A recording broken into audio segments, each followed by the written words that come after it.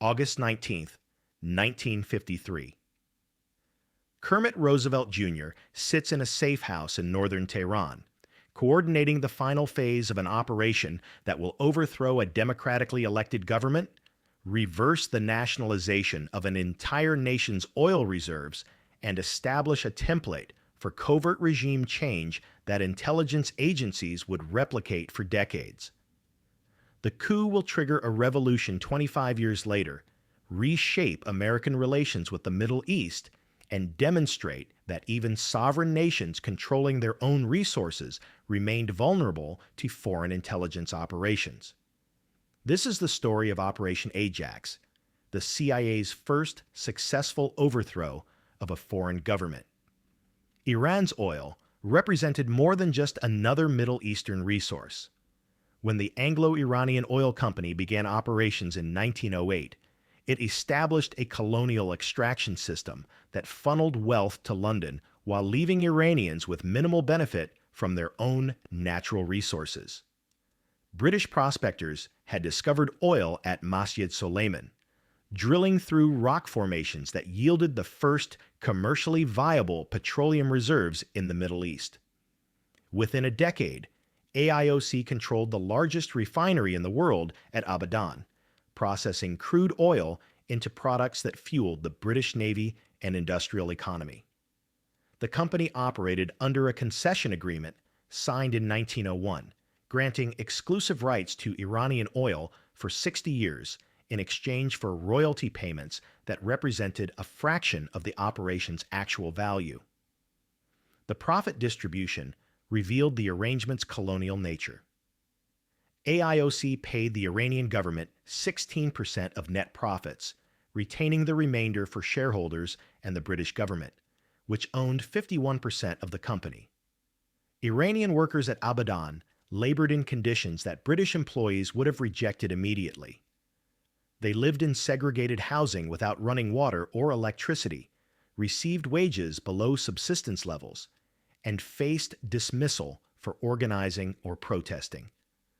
British managers occupied comfortable compounds with lawns, swimming pools, and imported goods, creating a visual representation of the power imbalance that governed every aspect of the operation. The strategic importance of Iranian oil to Britain intensified after World War II. The refinery at Abadan produced 7 million tons of petroleum products annually, more than any other facility globally. British currency reserves, depleted by 6 years of war, depended on AIOC revenues. The company generated more income for the British Treasury through taxation than it paid Iran in royalties. This asymmetry created mounting pressure within Iranian society as educated classes recognized that their nation's most valuable resource enriched foreigners while Iranians remained impoverished. The situation grew more untenable as other oil-producing nations negotiated better terms. In 1950, Saudi Arabia secured a 50-50 profit split with Aramco, demonstrating that alternative arrangements existed. Iranian nationalists pointed to this precedent, demanding equivalent treatment from AIOC. The company refused. British officials believed that renegotiating would signal weakness throughout the colonial world, encouraging other nations to challenge existing concessions. AIOC offered minor increases in royalty payments, but rejected fundamental restructuring of the relationship. This intransigence proved catastrophic. Iranian patience, strained by decades of exploitation, finally exhausted itself. The movement to nationalize the oil industry, building throughout the late 1940s, reached critical momentum by 1951. Mohammad Mossadegh did not emerge from Iran's political margins. A European-educated lawyer from aristocratic lineage, he had served in parliament since the 1920s, earning a reputation for incorruptibility and nationalist conviction that transcended typical partisan politics. Born in 1882 to a family connected to the Qajar dynasty, Mossadegh studied law in France and Switzerland, earning a doctorate before returning to Iran to enter government service. He held ministerial positions in the 1920s, establishing himself as a principled reformer who opposed both foreign interference and domestic corruption. By the late 1940s, he had become the dominant voice in Parliament advocating for oil nationalization. The nationalist movement gained strength throughout 1950 as the modules debated Iran's relationship with AIOC. Mossadegh chaired the Oil Committee, methodically building support for nationalization by documenting AIOC's financial practices and comparing them to arrangements other nations had achieved. Public sentiment strongly favored taking control of the industry. Demonstrations in Tehran drew tens of thousands, demanding an end to British exploitation. In March 1951, Parliament passed nationalization legislation by an overwhelming margin, declaring that Iranian oil belonged to Iran and would be administered by a new national company. The political earthquake triggered by nationalization required leadership that could manage both domestic expectations and international pressure. On April 28, 1951, the Majlis appointed Mossadegh as prime minister, selecting the architect of nationalization to implement it. He accepted the position, understanding that Britain would resist fiercely and that success required navigating complex diplomatic and economic challenges. His government immediately began taking control of AIOC facilities, appointing Iranian administrators to replace British managers and asserting sovereignty over operations the company had controlled for half a century. Britain responded with economic warfare. The Royal Navy dispatched warships to the Persian Gulf, ostensibly to protect British nationals, but functionally to intimidate Iran. The government froze Iranian assets in British banks and organized an international embargo on Iranian oil. AIOC possessed tanker fleets, distribution networks, and relationships with refineries worldwide, infrastructure Iran lacked. Without access to these systems, Iranian oil could not reach markets. Production collapsed as Britain pressured other nations to refuse Iranian exports, threatening legal action against any company purchasing oil Britain claimed as stolen property. The International Court of Justice heard Britain's complaint, but ruled in October 1952 that it lacked jurisdiction, rejecting British arguments that AIOC's concession created binding international obligations. The embargo devastated Iran's economy. Government revenues from oil exports evaporated, forcing budget cuts and creating unemployment as petroleum industry workers lost jobs. The middle class, initially enthusiastic about nationalization, grew anxious as economic conditions deteriorated. The Shah, Mohammad Reza Pahlavi, found himself caught between nationalist fervor demanding that Iran maintain control and Western pressure insisting on accommodation with British interests. His position grew increasingly precarious as Mossadegh's popularity soared while economic crisis deepened. By late 1952, Iran faced a choice between capitulation to British demands or continued economic suffering with uncertain prospects for breaking the embargo. British intelligence services made overthrowing Mossadegh a priority long before American agencies considered intervention. MI6 officers believed a covert operation could restore the oil concession without the diplomatic costs of military action or the uncertainty of waiting for economic pressure to topple the government. They developed Operation Boot, a plan to remove Mossadegh through a combination of propaganda, street demonstrations, and military elements within Iran sympathetic to the Shah. British intelligence possessed extensive networks in Iran, cultivated during decades of informal imperial influence. Agents had recruited assets among military officers, politicians, religious leaders, and journalists, creating infrastructure that could be activated for regime change operations. The British government approached the United States in 1952, seeking American participation in the coup. President Harry Truman rejected the proposal. His administration viewed Mossadegh as a democratic reformer, addressing legitimate grievances about colonial exploitation. American officials recognized that nationalization threatened British interests, but believed that negotiating a reasonable settlement served Western objectives better than overthrowing a popular government. Truman worried that coup operations would damage American credibility in the developing world, where anti-colonial sentiment dominated political discourse. Furthermore, the United States had no direct stake in Iranian oil, American companies having been excluded from AIOC's concession.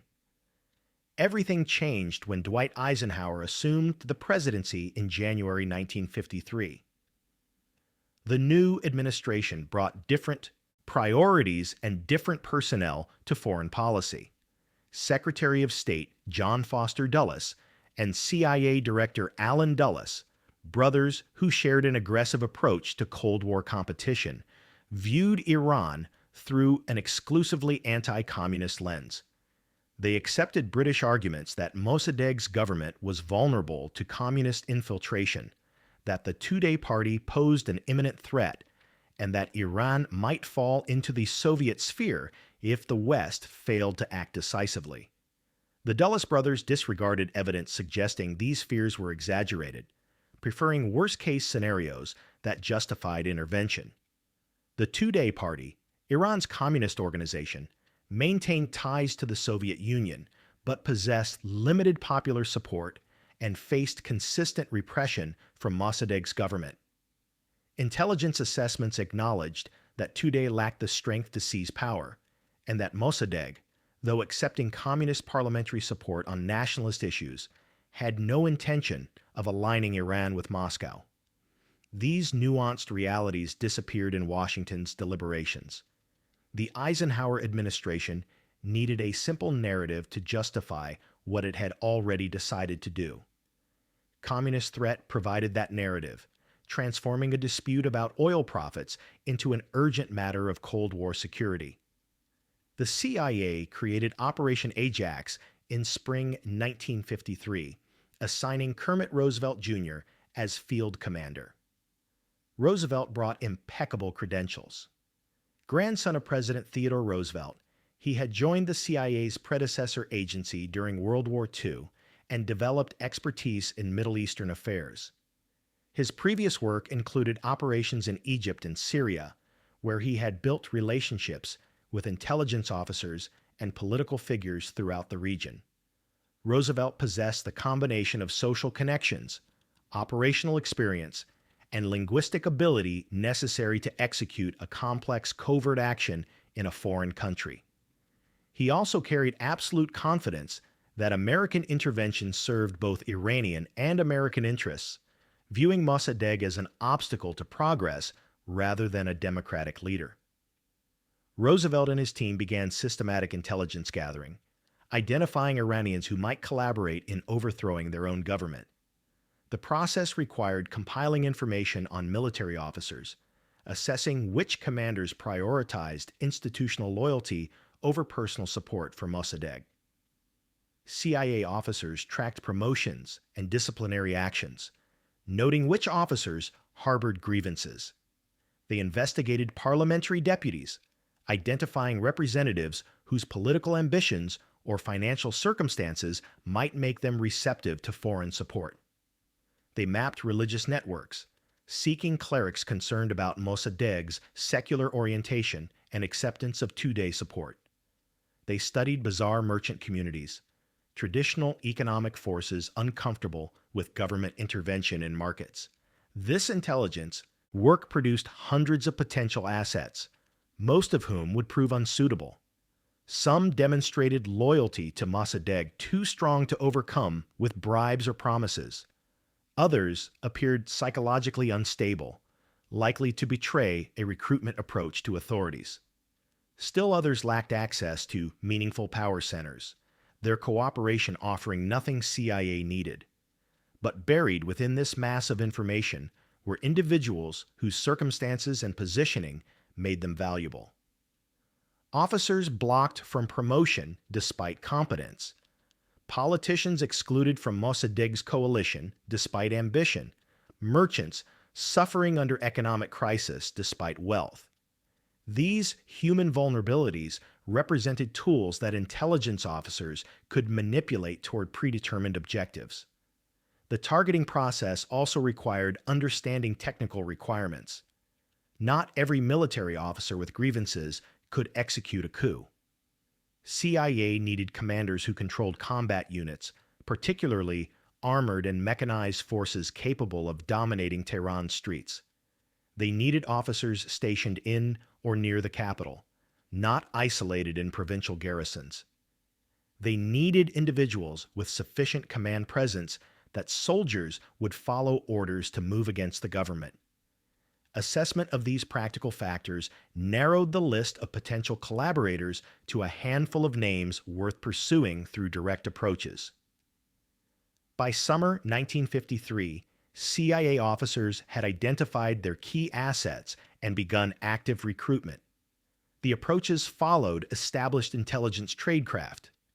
Initial contacts came through intermediaries, businessmen, or retired officers with connections to both CIA handlers and target subjects. These individuals made seemingly casual conversation that carefully probed attitudes and frustrations. Over weeks or months, relationships deepened as intermediaries encouraged targets to express grievances more openly, creating psychological space where treasonous thoughts could be articulated without immediate commitment. Only after this preparation did CIA officers reveal themselves, making explicit offers of financial support, American backing, and positions in whatever government emerged after Mossadegh's removal. The Shah was not an obvious candidate for decisive action.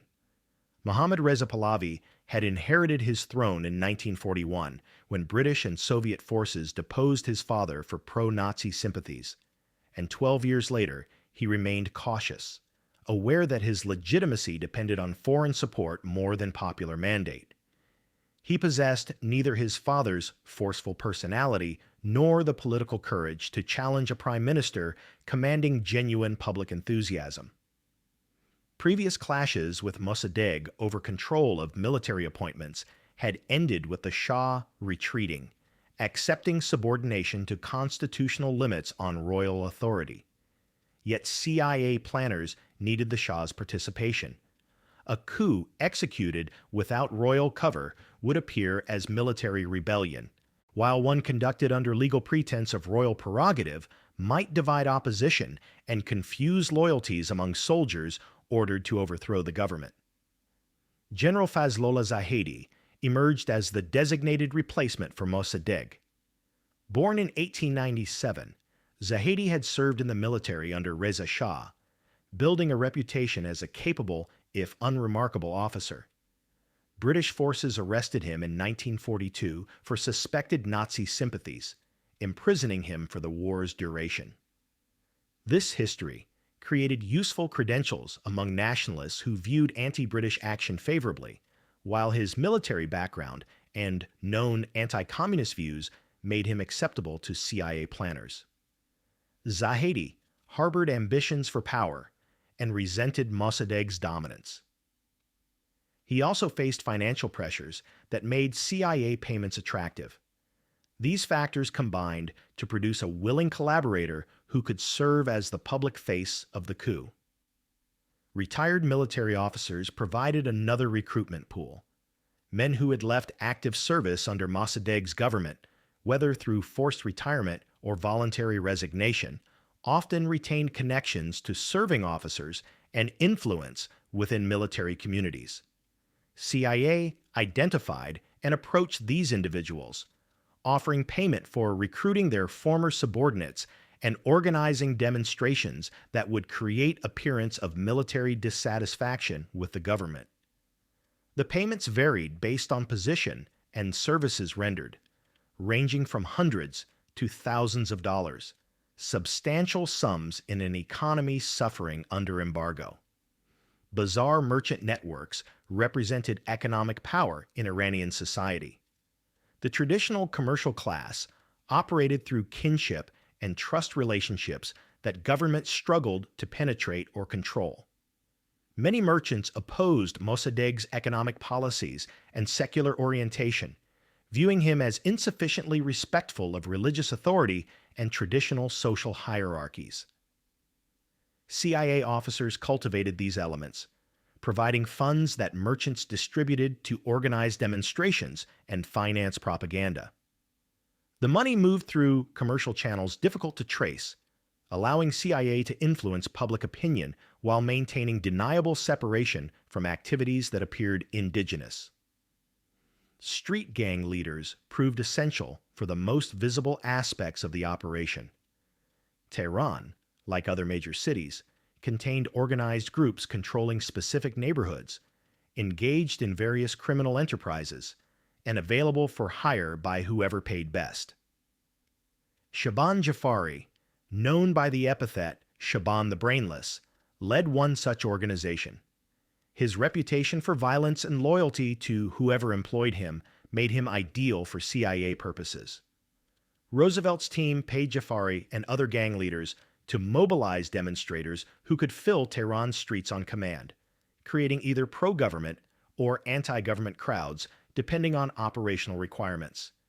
These payments, often delivered in cash through intermediaries, purchased the street presence necessary to create impression of popular movements that were actually manufactured performances.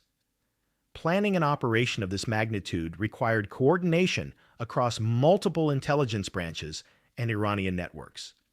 Roosevelt arrived in Tehran in late July 1953, traveling under diplomatic cover that identified him as a State Department official rather than CIA officer. His presence in Iran remained secret, known only to essential personnel at the American Embassy and CIA station. Roosevelt established himself in a safe house in northern Tehran, a location that provided security while remaining accessible to the Iranian assets he needed to manage. From this base, he conducted the final 3 weeks of preparation that would transform planning into action. Communication with Washington remained limited by Roosevelt's preference for operational autonomy. CIA headquarters had approved the general outline of Operation Ajax, but Roosevelt possessed authority to make tactical decisions without seeking approval for each step. This independence reflected both trust in his judgment and recognition that the time required for encrypted communications could compromise operational security or miss fleeting opportunities. Roosevelt sent brief progress reports through CIA channels, but avoided detailed operational discussions that might generate bureaucratic interference or second-guessing from officials thousands of miles from Tehran who lacked ground-level understanding of rapidly evolving circumstances. The critical element requiring Roosevelt's personal attention involved persuading the Shah to sign royal decrees that would provide legal justification for the coup. Iranian constitutional practice granted the Shah authority to dismiss prime ministers and appoint replacements, though this power had fallen into disuse as parliament asserted dominance over government formation. Roosevelt needed 2 firmans, royal decrees drafted on official palace stationery bearing the Shah's signature. One would dismiss Mossadegh from office, the other would appoint Zahedi as prime minister. These documents would allow the conspirators to claim legal authority, positioning the coup as constitutional succession rather than military rebellion. The Shah resisted for days. Roosevelt met him secretly at the Royal Palace on the Caspian Sea, away from Tehran, where meetings might be observed. The arguments deployed combined reassurance and threat. American support would ensure success, Roosevelt promised, providing military and financial backing that would secure the Shah's throne against any opposition. Failure to act, conversely, would leave the Shah vulnerable as Mossadegh's power grew and the Tudeh party expanded its influence. The communist threat, exaggerated but persistently invoked, served to frighten a monarch already anxious about his position. After multiple meetings, the Shah finally agreed, signing the decrees in a midnight session that Roosevelt characterized later as the operation's crucial turning point. Military coordination required identifying specific units that could be activated when the coup began. Roosevelt and his Iranian collaborators focused on armored divisions stationed near Tehran, units possessing tanks, and heavy weapons capable of intimidating resistance. Officers commanding these units received approaches from intermediaries connected to Zahedi, feeling out their willingness to follow orders that would place them in rebellion against the government. Some officers agreed immediately, motivated by anti-communist ideology or personal grievances. Others required financial inducement, receiving payments that supplemented military salaries inadequate for officers supporting families in Tehran's expensive environment. Propaganda materials filled safe houses throughout northern Tehran during these preparation weeks. CIA produced pamphlets attacking Mossadegh as a communist sympathizer, though no credible evidence supported this characterization. Other materials promoted Zahedi as a patriotic alternative, describing him as a military hero who would restore order and protect Iran from Soviet influence. Forged documents purported to reveal two-day party plans for seizing power, fabrications designed to alarm middle-class Tehranis and religious conservatives. CIA officers also prepared articles for friendly journalists to publish in newspapers, creating media environment that would support the coup narrative once it began. Street demonstration organization consumed significant resources and attention. Roosevelt's team needed capability to mobilize crowds quickly, filling Tehran's streets with demonstrators whose presence would create impression of popular movements. The gang leaders recruited earlier received detailed instructions on when and where to gather their followers, what slogans to chant, what targets to attack or defend. CIA provided payment in advance for these services, understanding that gang leaders required financial incentive to risk their operations and freedom on behalf of foreign intelligence agencies. The amounts distributed reached tens of thousands of dollars, money that bought not just mob presence, but a performance of political legitimacy that would be crucial once the coup unfolded. Communication security demanded elaborate precautions. Roosevelt could not risk direct contact with all assets, instead relying on tiered networks where cutouts connected CIA handlers to operational elements. Dead drops allowed passing messages without face-to-face meetings that might be observed. Code phrases identified genuine communications from those compromised by Mossadegh's intelligence service. These security measures slowed coordination but protected the operation from exposure that would allow the government to arrest conspirators before they could act. Contingency planning addressed multiple failure scenarios. If the Shah refused to sign the decrees, Roosevelt had authority to proceed anyway, though such action would lack legal pretense. If Mossadegh learned of the plot and arrested key conspirators, backup assets existed who could continue the operation. If the first attempt failed, plans existed for immediate second effort using different tactics. Roosevelt understood that covert operations rarely executed perfectly according to plan, that adaptability and multiple redundant systems provided the best insurance against failure. By mid-August, all elements aligned. The Shah had signed the necessary decrees. Military units stood ready for activation. Street networks awaited orders, and propaganda materials filled distribution channels. Roosevelt conducted final coordination meetings with Zahedi and key military officers, confirming everyone understood their roles and timing.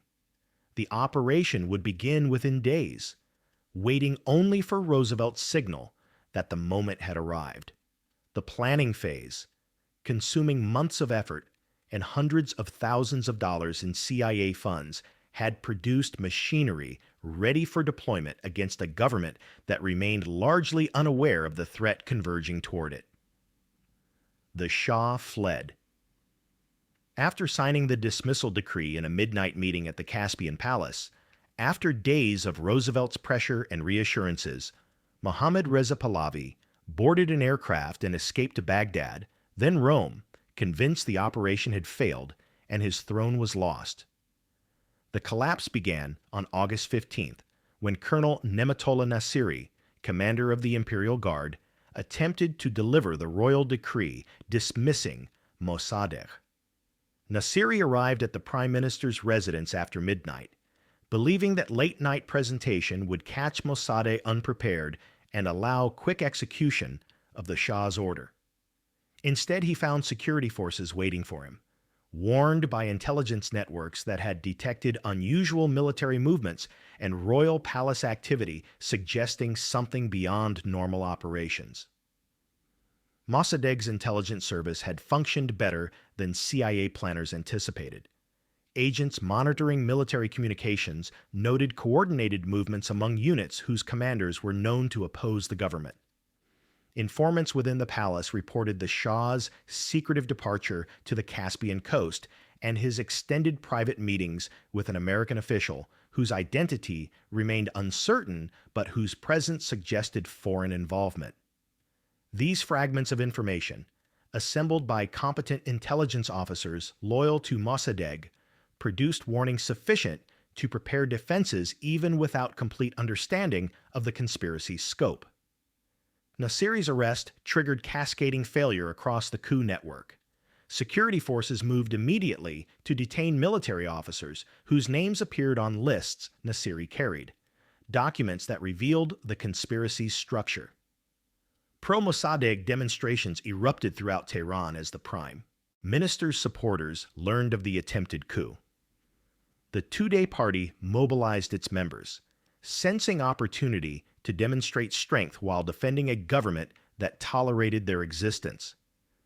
Within hours, thousands filled the streets, celebrating Mossadegh's survival and demanding punishment for the conspirators. Statues of the Shah were toppled, royal symbols torn down, anti-monarchy slogans chanted by crowds that sensed the balance of power shifting definitively toward parliamentary government and away from royal authority. Military officers loyal to the Shah faced arrest or went into hiding. Zahedi, warned by intermediaries that the coup had collapsed, escaped to a CIA safe house, where he remained concealed while security forces searched Tehran for the man the failed decree had designated as prime minister. The Shah, receiving news in Baghdad that Nasiri had been arrested and that demonstrations demanded his permanent exile, continued his flight to Rome. There he waited in a hotel, granting interviews to journalists where he portrayed himself as a constitutional monarch forced from his throne by communist-influenced forces. The performance convinced few observers. Most diplomats and intelligence analysts believed the Shah's departure was permanent, that Iran's experiment with monarchy was ending, and that Mossadegh's government had survived a challenge that would only strengthen its position. CIA headquarters in Washington considered the operation finished. Communications from Tehran reported complete failure, assets compromised, and no apparent path forward. Senior officials discussed evacuating Roosevelt and accepting that Operation Ajax had joined the list of intelligence failures. Roosevelt refused to leave. He believed the situation remained salvageable, that the demonstrations filling Tehran's streets could be manipulated in reverse, that the same techniques used to organize anti-Shah crowds could produce pro-Shah mobilizations that would shift momentum back toward the conspirators. This assessment defied conventional wisdom. The coup had been exposed, its leaders arrested or hiding, its military elements neutralized.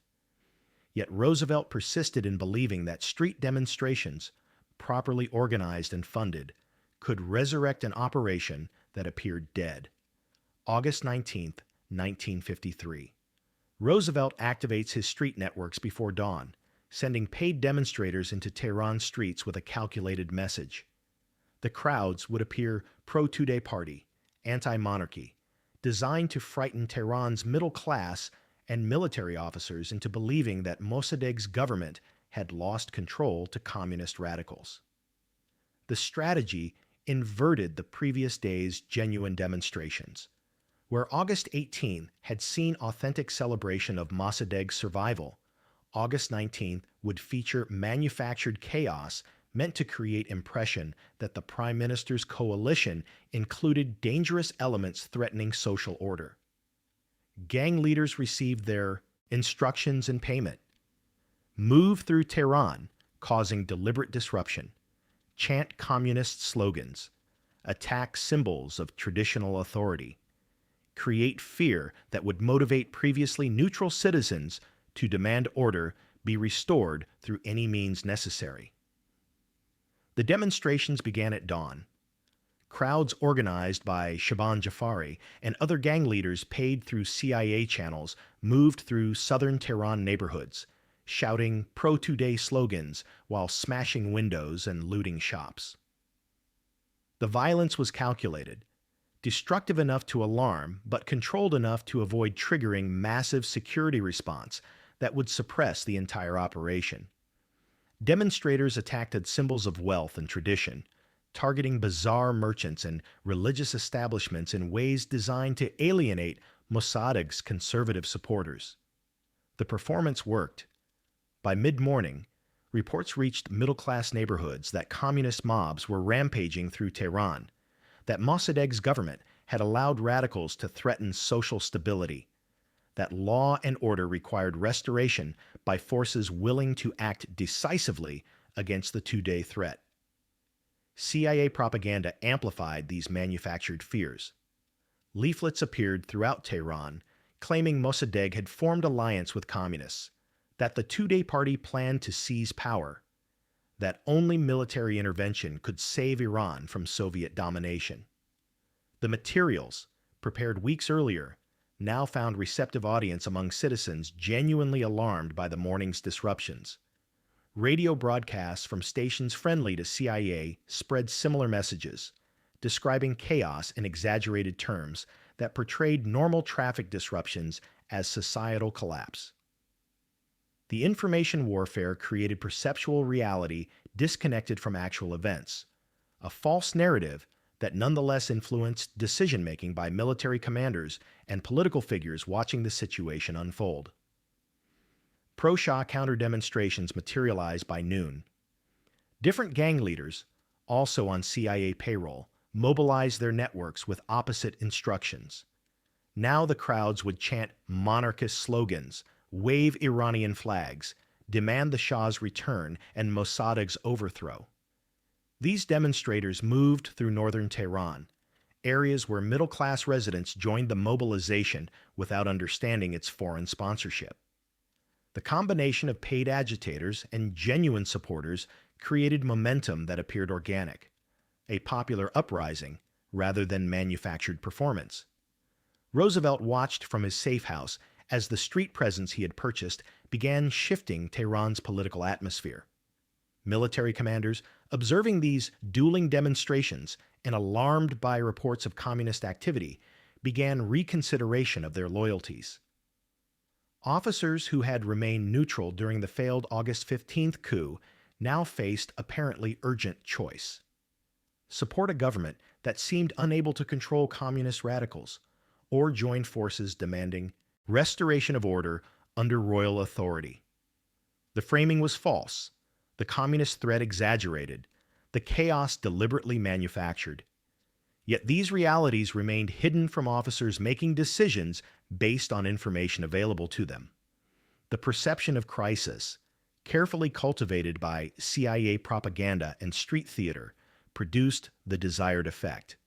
Military units that had defended Mossadegh 3 days earlier now wavered in their commitment. By early afternoon, key commanders decided to act. General Zahedi emerged from hiding, appearing at military headquarters where loyal officers welcomed him as the solution to apparent chaos. Tank units began moving through Tehran, their presence on streets changing the dynamic from civilian demonstrations to military operation. The armored columns advanced toward government buildings and strategic positions, encountering minimal resistance from security forces confused about whether orders to defend Mossadegh remained valid given the military's shifting stance.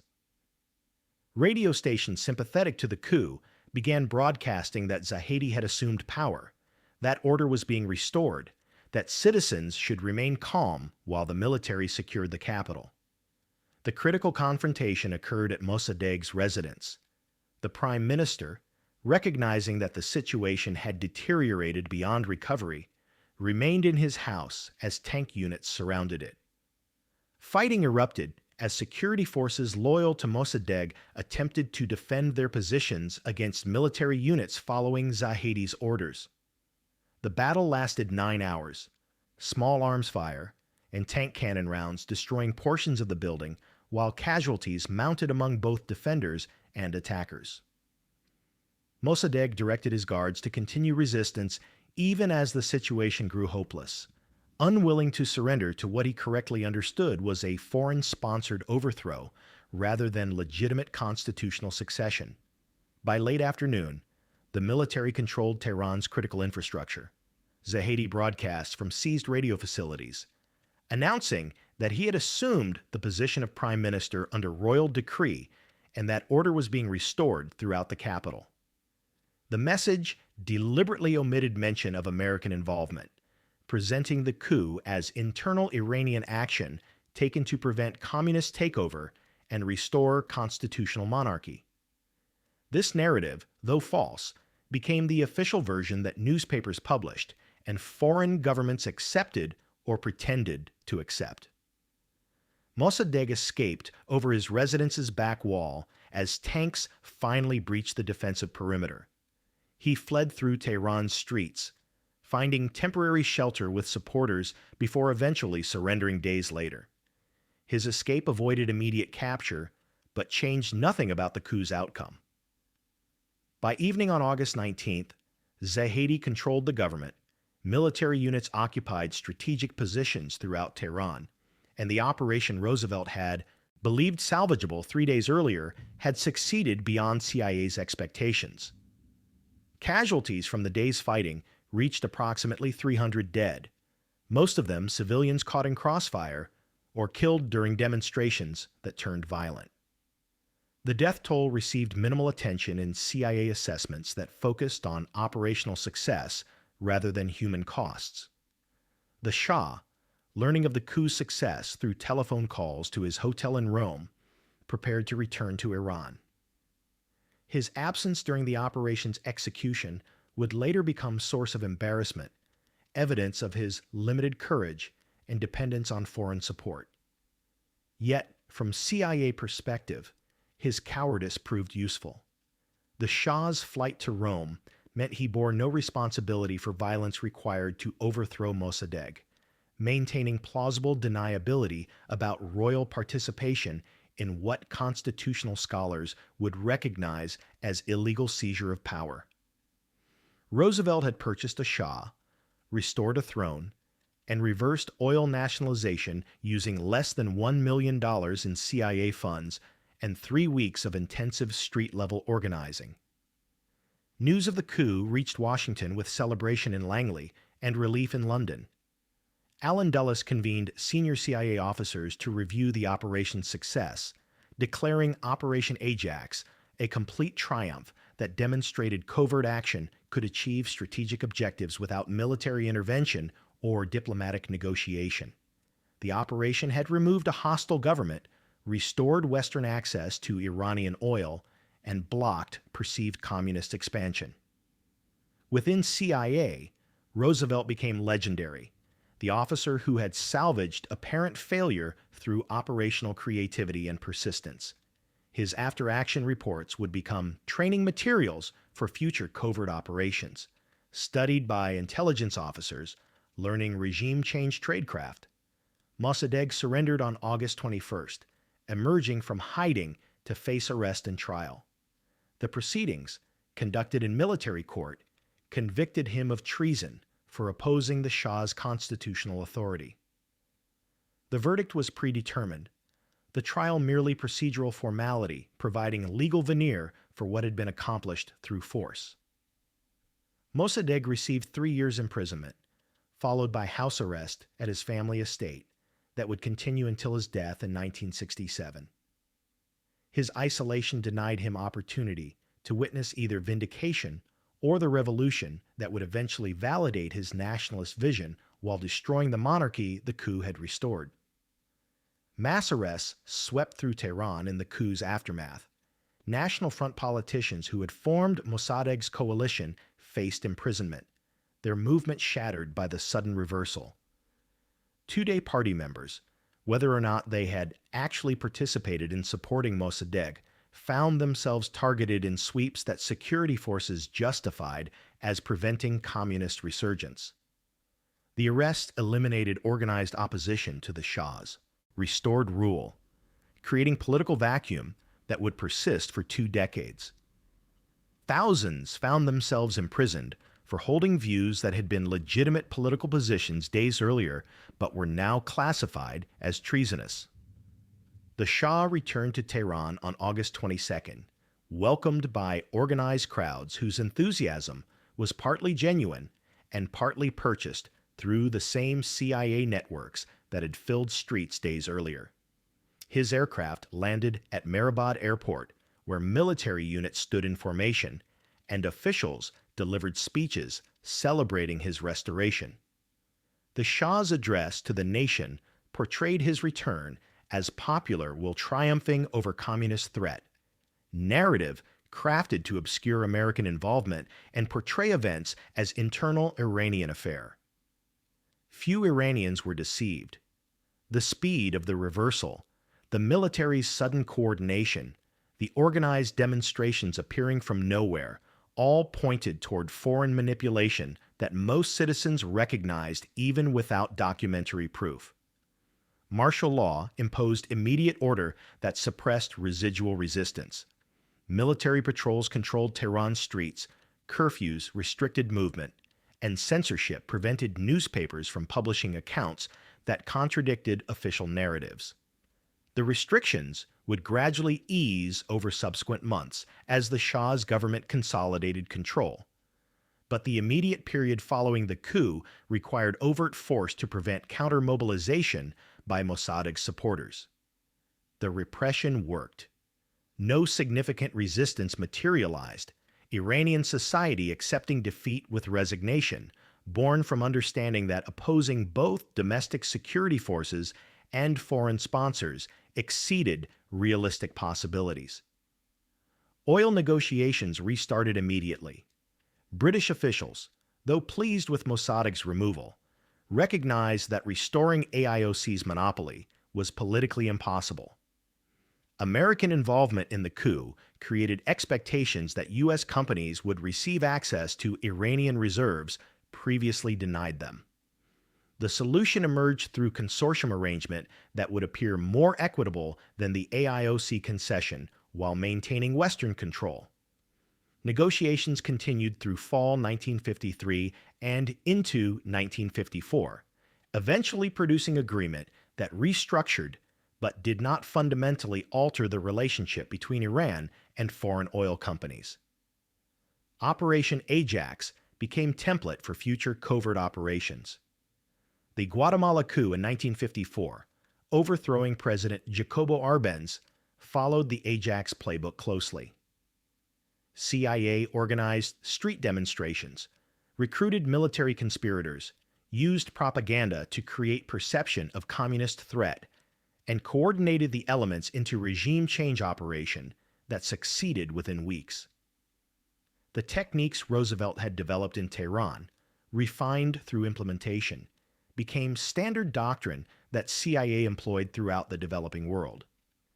Some operations succeeded, others failed spectacularly, but all derived from assumptions validated by Ajax that covert action could reshape governments, that nationalist movements could be defeated through combination of money and manipulation, that American power extended wherever intelligence officers could recruit assets and organize opposition.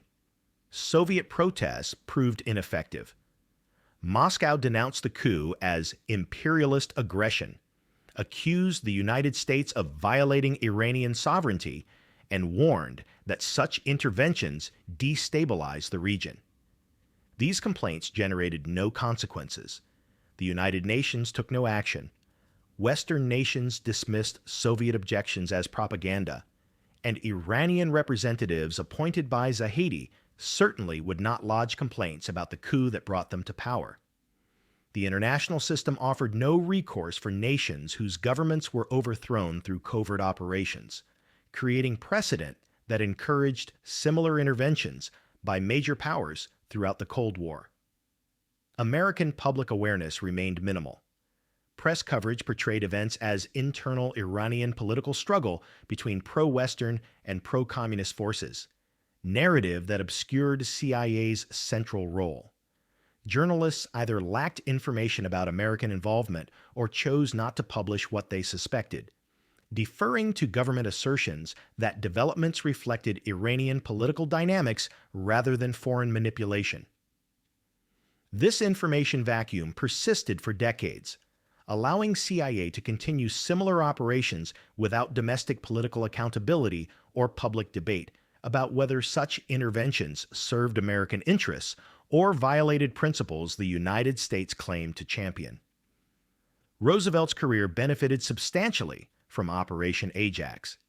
He became senior CIA officer handling Middle East operations, his success in Iran validating his methods and judgment. Years later, he would write a book describing the operation, though publication was delayed by security classifications that prevented disclosure of sensitive details. When finally published in 1979, the account reached American readers just as Iranian Revolution demonstrated the long-term costs of the coup Roosevelt considered his greatest achievement. Negotiators from 8 Western oil companies descended on Tehran within months of the coup, not to restore the Anglo-Iranian oil company's monopoly, but to create a consortium that would appear more equitable while maintaining Western control of Iranian oil production and pricing. The consortium arrangement, finalized in 1954, distributed ownership among British Petroleum, now rebranded from AIOC, which received 40%, 5 American companies collectively holding 40%, Royal Dutch Shell with 14%, and Compagnie Française de Pétrole controlling 6%. This ownership structure reflected post-war realities where British Empire declined while American power expanded, the oil industry's global balance shifting westward across the Atlantic. The agreement promised Iran 50-50 profit sharing, matching the arrangement Saudi Arabia had achieved with Aramco 4 years earlier. Yet the appearance of equity masked continuing Western dominance over Iran's most valuable resource. The consortium controlled production levels, determining how much oil Iran could extract from its own territory. It set prices, establishing valuations that affected Iran's revenue regardless of actual market conditions. It managed transportation and marketing, networks Iran lacked capacity to replicate independently. These control mechanisms meant that while Iran would receive larger payments than under the AIOC concession, it remained subordinate partner in relationship with its own natural resources rather than the sovereign owner nationalization had promised. Iranian sovereignty over oil existed on paper, but not in practice. The consortium companies made operational decisions, hired management personnel, and directed long-term strategy without meaningful Iranian input. Government officials could observe but not override choices made by foreign executives who understood that their companies possessed leverage Iran could not match. If Iran objected to production levels or pricing decisions, the consortium could reduce operations, threatening economic disruption that would force government compliance. This asymmetry reproduced the colonial dynamic Mossadegh had challenged, merely distributing control among multiple companies and nations rather than concentrating it in British hands. Annual payments to Iran increased substantially compared to the AIOC era, reaching tens of millions of dollars that provided significant government revenue. Yet these amounts represented fraction of the oil's actual value. Consortium companies earned profits vastly exceeding their payments to Iran, capturing wealth that might have funded Iranian development, education, and infrastructure. The financial arrangements also required Iran to compensate British interests for nationalization, payments that effectively made Iran purchase its own resources from companies that had extracted them under disputed concessions. This requirement added insult to economic injury, forcing Iran to pay for the privilege of receiving slightly more equitable treatment going forward. Production levels under consortium management eventually exceeded AIOC's historical output, but the increases served Western market demands rather than Iranian development priorities. The consortium operated to maximize profits for shareholders in London, New York, and Amsterdam, not to advance Iranian industrialization or energy independence. When global oil prices fluctuated, Iran bore the revenue instability while consortium companies hedged through diversified operations across multiple countries. The risk distribution favored those who controlled markets rather than those who owned reserves. Britain gained enormously from the consortium arrangement, despite losing the monopoly AIOC had enjoyed. British Petroleum's 40% stake ensured continued British access to Iranian oil at preferential terms. The company received compensation for assets nationalized by Mossadegh, payments extracted from the consortium structure that essentially forced Iran to pay for its own failed revolution. Britain maintained regional influence through oil relationships, securing energy supplies that powered British industry while generating profits for shareholders and tax revenue for the government. The coup had protected British economic interests, while allowing political narrative that portrayed events as Iranian internal affairs rather than British-sponsored regime change.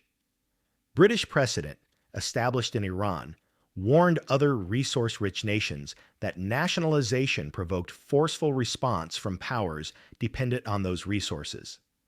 The message resonated throughout Africa, Latin America, and Asia, where nationalist movements considered challenging Western control over local wealth.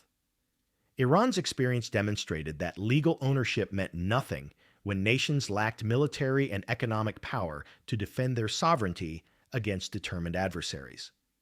This lesson either deterred other nations from attempting nationalization or convinced them that success required alignments with superpowers willing to protect them from Western retaliation. American companies entered the Iranian oil market for the first time, the consortium granting access British monopoly had previously denied. 5 American firms, including Standard Oil of New Jersey and Saucony Vacuum, collectively controlled 40% of Iranian production, a substantial stake in one of the world's largest oil reserves. This access generated profits, but more importantly, established American economic presence in a region where the United States was displacing Britain as the dominant external power.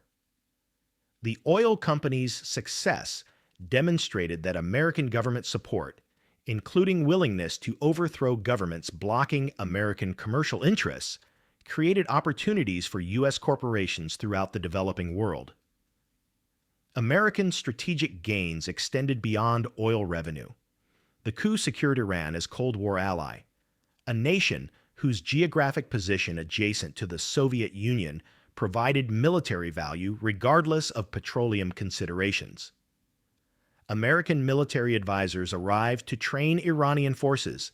Air bases hosted U.S. reconnaissance flights monitoring Soviet territory, and intelligence cooperation gave CIA presence throughout the region. These strategic benefits justified the coup's costs in American national security assessments that valued alliance structures over principles of sovereignty or democracy. The CIA's operational confidence, validated by Ajax's success, encouraged increasingly aggressive covert actions worldwide. If overthrowing one government succeeded, why not attempt others? Intelligence officers developed expertise in regime change tradecraft, techniques for recruiting assets, organizing demonstrations, coordinating military elements, and using propaganda to justify interventions. This expertise, institutionalized within CIA, made the agency more willing to propose covert operations as solutions to diplomatic challenges. Presidents and cabinet officials, seeing that such operations could achieve objectives without military deployments or public accountability, approved interventions that expanded American power while avoiding democratic debate about whether such actions served long-term interests. The Shah gained security for his throne, Western military and financial support, ensuring he faced no immediate challenge from domestic opposition. American aid flowed to Iran, funding military modernization that created armed forces loyal to the monarchy rather than parliament or democratic institutions. The CIA helped establish SAVAK, Iran's secret police, providing training and interrogation techniques and surveillance methods that SAVAK would use to suppress dissent for 2 decades. Israeli intelligence, Mossad, also contributed training and operational support, creating trilateral security cooperation that made the Shah's regime dependent on foreign backing while insulating it from domestic accountability. The Shah's personal wealth accumulated as oil revenues increased and corruption spread throughout his government. Royal control over major contracts, development projects, and business licenses created opportunities for extracting payments from anyone seeking to operate in Iran. The Shah's family and close associates enriched themselves through oil industry connections, construction deals, and import-export monopolies that funneled money into foreign accounts. This corruption, enabled by the authoritarian control the coup had restored, became defining characteristic of his rule and source of popular resentment that would eventually fuel revolution. Military modernization, funded by oil revenue and American arms sales, produced armed forces equipped with advanced weapons but lacking competent leadership or genuine loyalty to the regime. The Shah prioritized purchasing American aircraft, tanks, and missiles, transforming Iran into a major weapons customer that generated billions for American defense contractors. Yet the military's purpose was more to project the Shah's power internationally and suppress domestic dissent than to defend Iran from external threats. Officers advanced through political loyalty rather than professional competence, creating force that appeared formidable on paper, but would collapse rapidly when challenged by determined opposition. Iran lost its democratic process, the coup destroying parliamentary government and establishing dictatorship that would persist until revolution.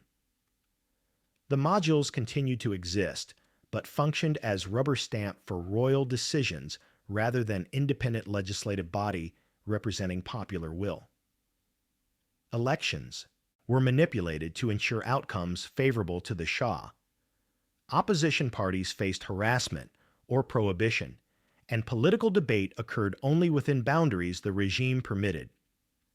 The brief period of democratic development Iran had experienced during Mossadegh's premiership ended definitively in August 1953, and Iranian society would not regain opportunity for self-governance for 25 years.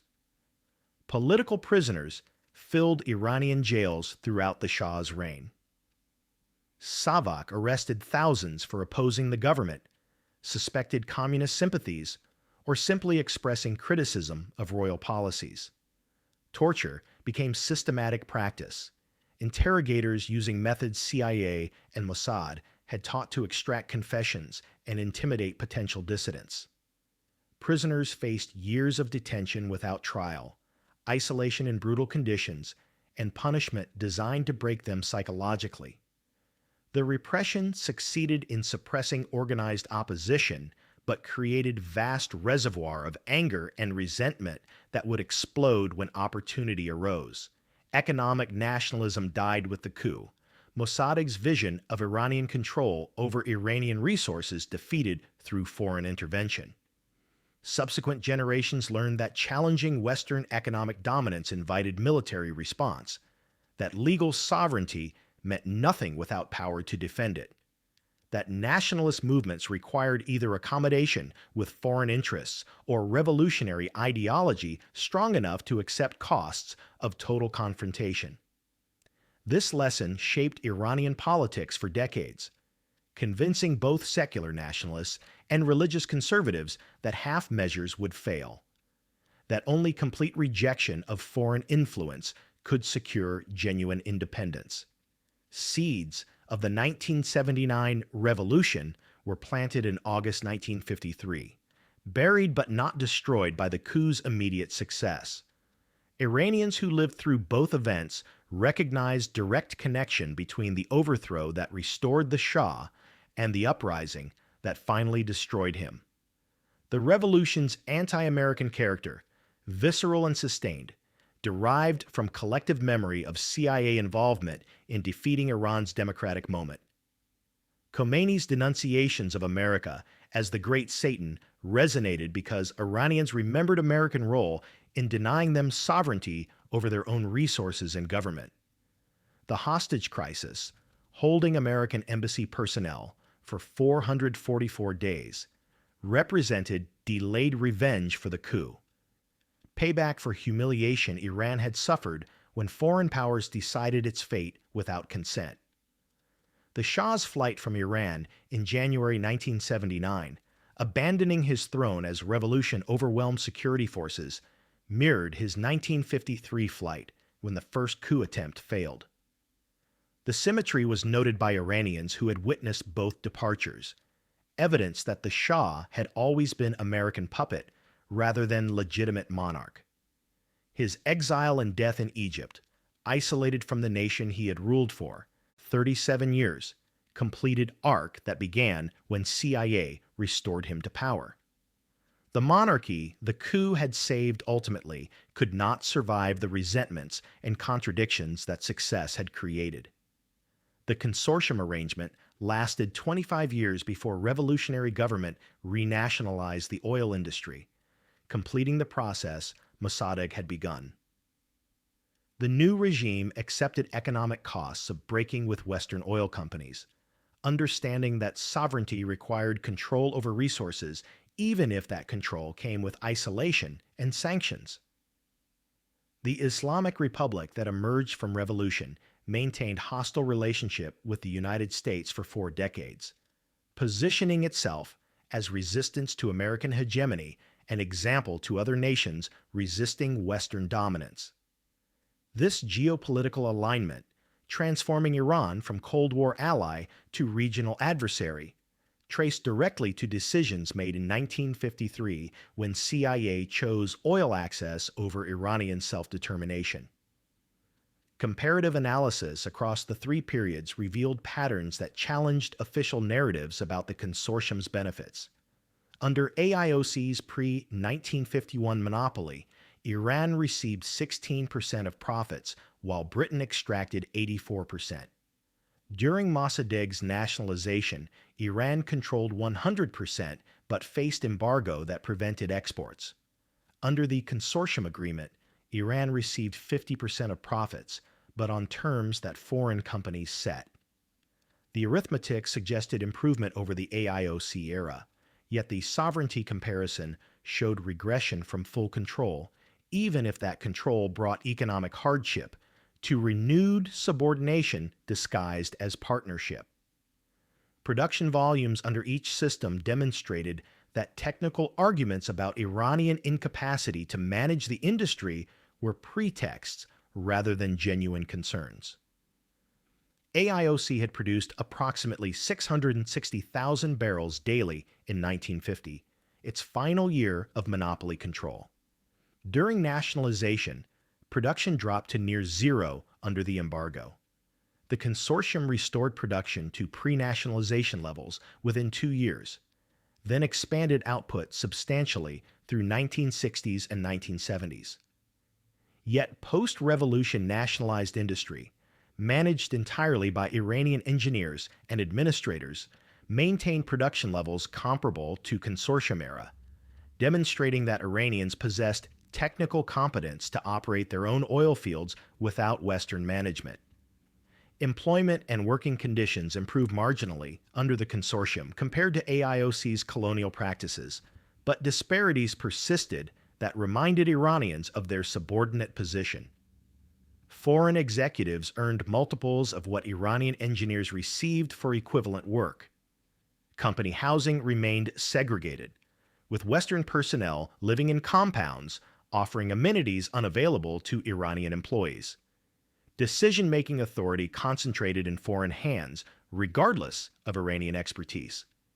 These continuing inequities, though less extreme than under AIOC, maintained visible reminders of the power imbalance that nationalization had temporarily eliminated and the coup had restored.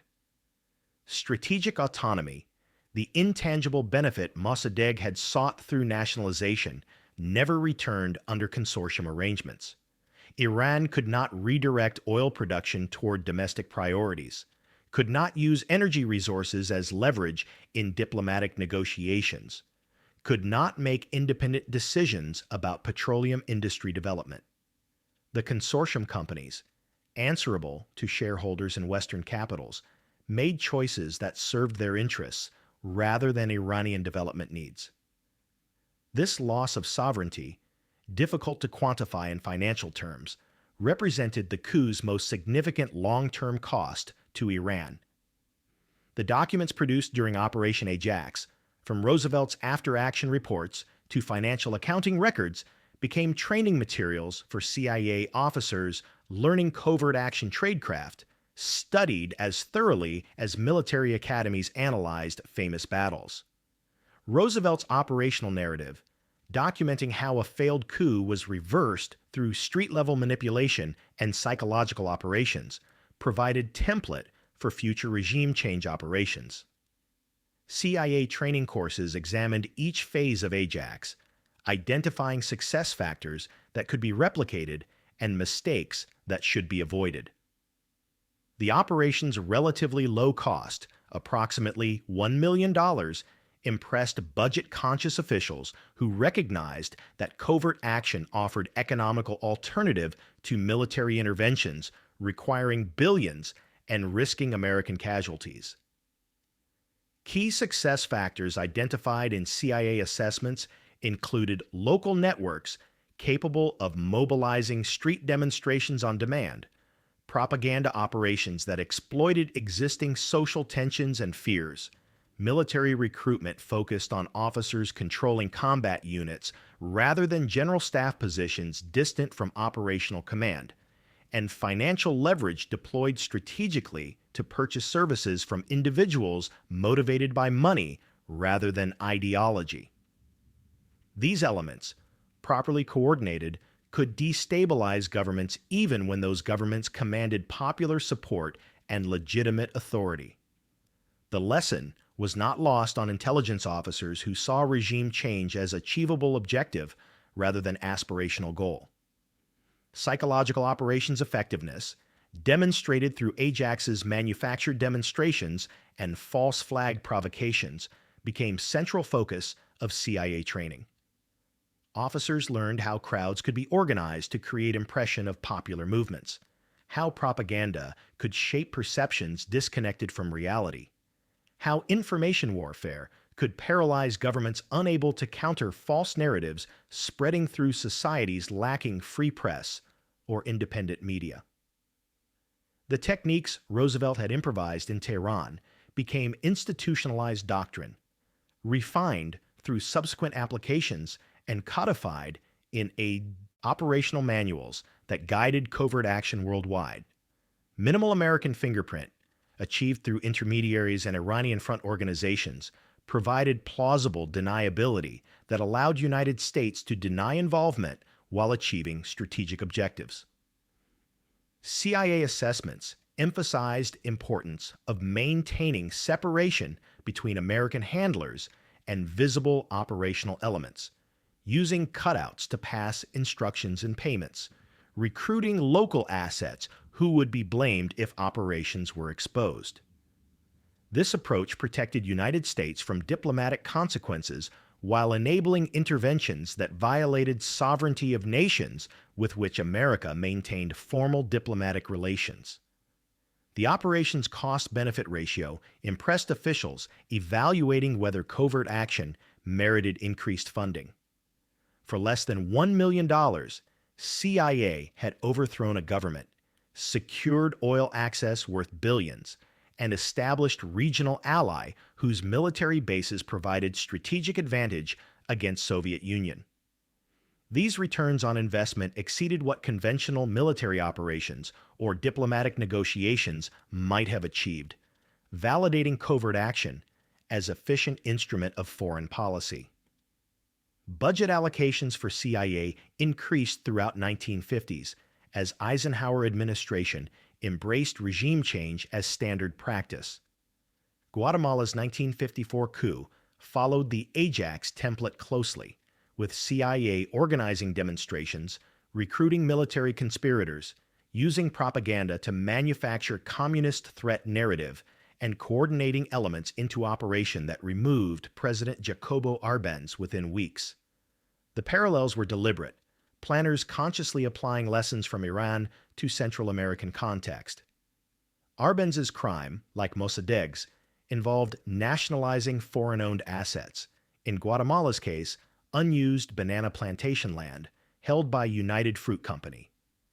The company's connections to Dulles brothers, both of whom had provided legal services to United Fruit before joining government, created personal motivations alongside strategic justifications. Ajax had proved that such operations succeeded. Guatemala confirmed they could be repeated. Syria faced coup attempts in 1956 and 1957 following the Ajax model, though these operations failed due to stronger military loyalty to existing government and insufficient CIA penetration of Syrian society.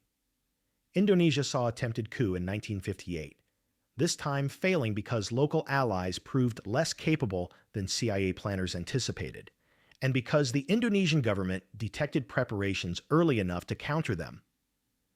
Cuba represented ambitious application of regime change doctrine, the Bay of Pigs invasion in 1961 combining covert action with paramilitary operation that collapsed catastrophically when local support failed to materialize and American involvement became obvious.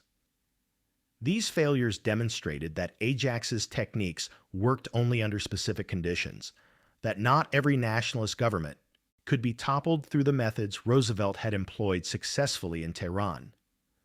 Cold War justification patterns established in Iran became standard rhetoric for subsequent interventions.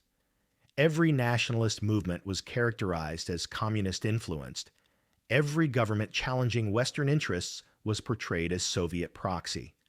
Every reform threatening foreign property was described as step toward totalitarian control. These characterizations, often bearing minimal relationship to reality, served to generate domestic American support for interventions that might otherwise have appeared as defending corporate profits rather than national security. The pattern worked because American public and congressional oversight accepted anti-communist framing without demanding evidence that purported threats were genuine.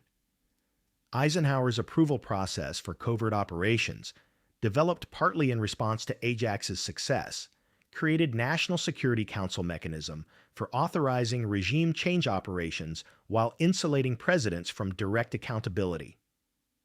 The 5412 Committee, later renamed Special Group, reviewed and approved covert action proposals, providing bureaucratic structure that regularized what had been ad hoc decisions.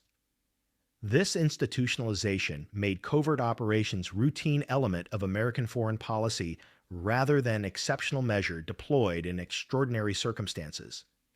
Presidents could approve regime change operations in executive session without public debate, congressional testimony, or democratic accountability. Congressional oversight remained minimal throughout the 1950s and 1960s. Intelligence committees established to monitor CIA activities functioned more as supporters than skeptics, rarely questioning operations or demanding justification for interventions.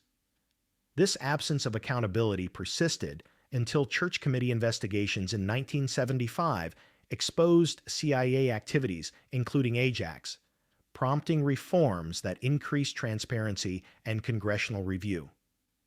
Yet even after Church Committee revelations, covert action continued as foreign policy tool. the reforms constraining but not eliminating practices that Ajax had validated. Declassification of Operation Ajax documents occurred gradually, with substantial materials released only in 2000 and 2013 after decades of classification. The delayed transparency meant that American public remained largely ignorant of CIA's role in overthrowing Mossadegh until long after the 1979 revolution had demonstrated the policy's costs. Academic studies utilizing declassified materials produced consensus that the coup occurred largely as CIA had planned, that American involvement was central rather than peripheral, and that official denials had concealed truth for political reasons rather than legitimate security concerns. The operational template proved most effective against nationalist governments with weak military institutions, substantial middle-class populations susceptible to communist fears, and economic vulnerabilities that could be exploited through embargo or financial pressure. Governments meeting these criteria throughout developing world faced heightened risk of American intervention during Cold War, while those possessing strong military loyalty, revolutionary ideology that sustained populations through hardship, or great power backing that deterred American action enjoyed greater security. The pattern explained which nations suffered coups and which avoided them, revealing that vulnerability stemmed less from actual communist threat than from conditions making successful intervention achievable.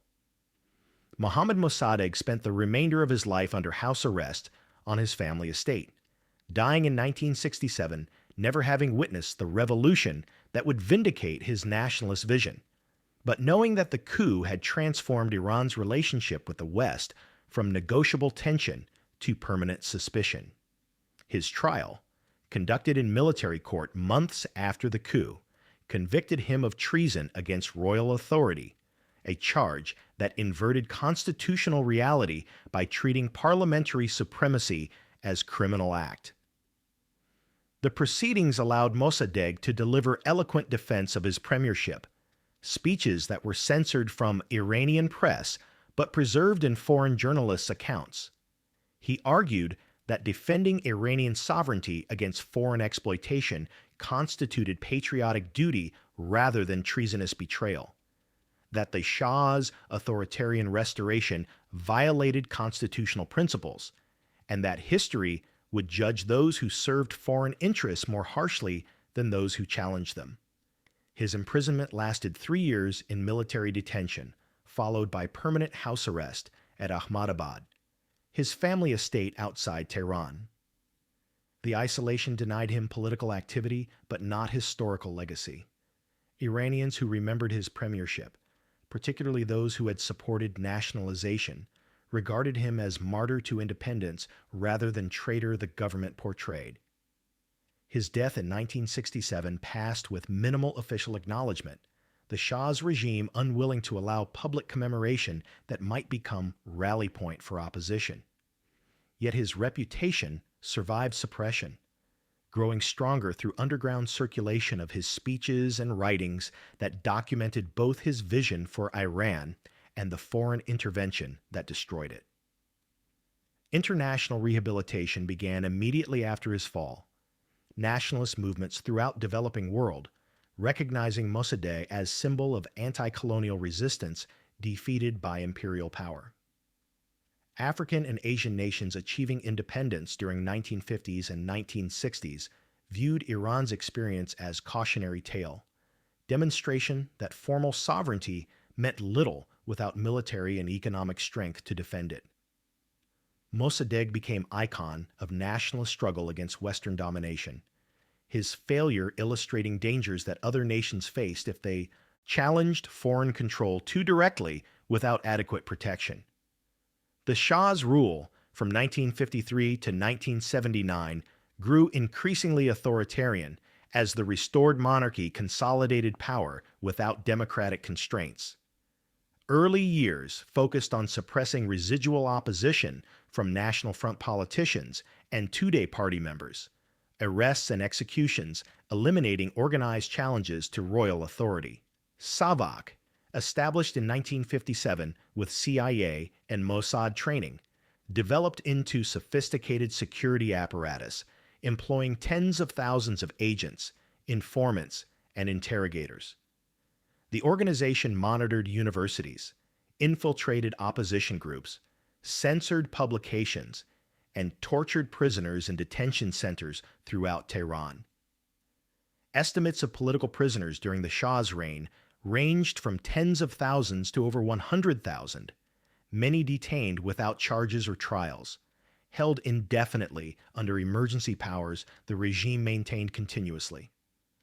Torture became systematic practice within SAVAK facilities, interrogators employing methods designed to break prisoners physically and psychologically. Techniques included beatings, electric shock, sexual assault, sleep deprivation, and psychological torture that destroyed victims mentally even when bodies survived. Former SAVAK personnel later admitted that American and Israeli advisors had taught these methods, providing instruction in interrogation that violated international norms but served counterinsurgency objectives. The torture regime succeeded in intimidating potential dissidents, many Iranians avoiding political activity entirely rather than risking SAVAK attention. Yet the repression also created deep hatred for the Shah, and by extension for the foreign powers supporting him, emotions that would explode with revolutionary force when opportunity arose.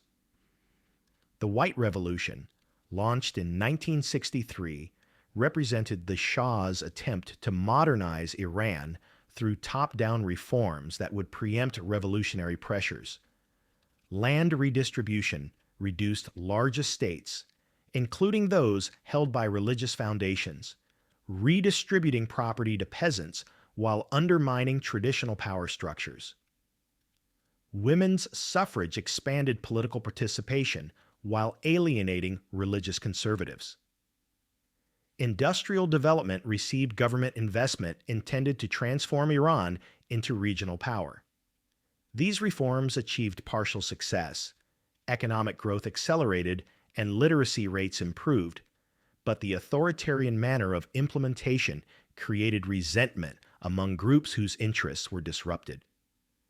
Religious establishment particularly opposed measures that reduced clerical influence and challenged traditional social arrangements, opposition that would later provide institutional foundation for Islamic revolution.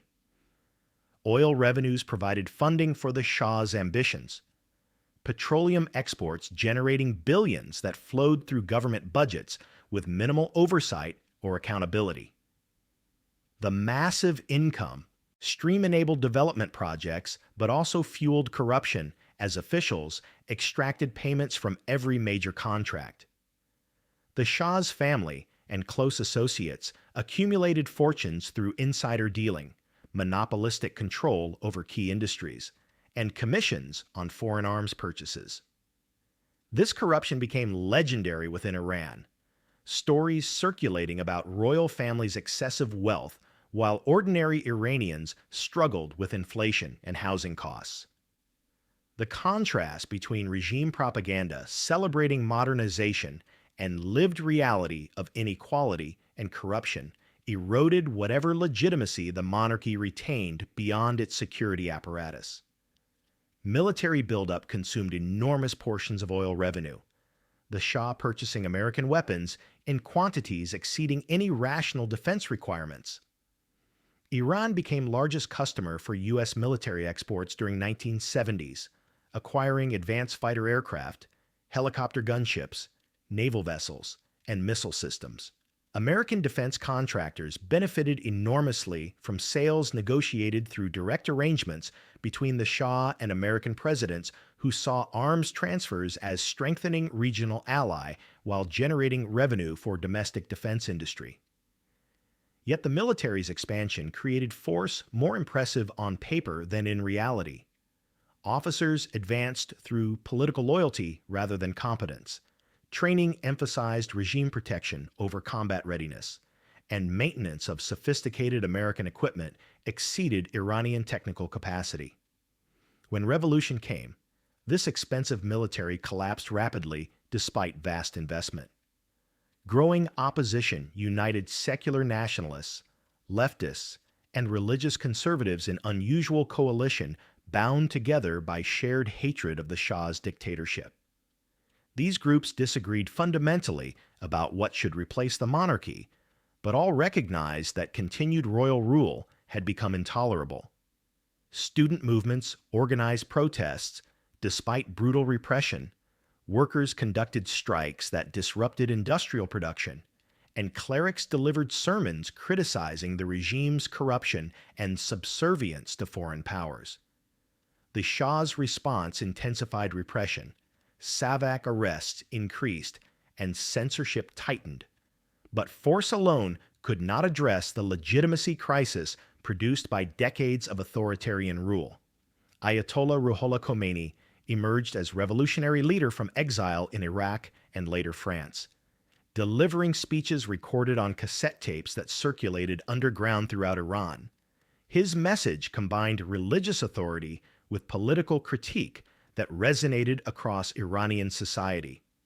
Khomeini denounced the Shah as American puppet installed through foreign coup, an accurate historical claim that conventional politicians avoided stating explicitly.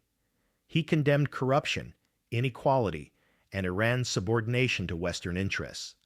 He promised that Islamic government would restore Iranian independence and dignity. The appeal transcended traditional religious constituency, attracting Iranians who cared less about Islamic law than about ending dictatorship that CIA had restored in 1953. Ignoring warning signs of mounting crisis represented the Shah's fatal error. Intelligence services reported growing opposition. American diplomats warned that the regime's legitimacy was eroding, and strikes demonstrated popular discontent. Yet the Shah, isolated within royal circles and convinced that military power could suppress any challenge, refused substantive reforms that might have preserved monarchy through constitutional transformation.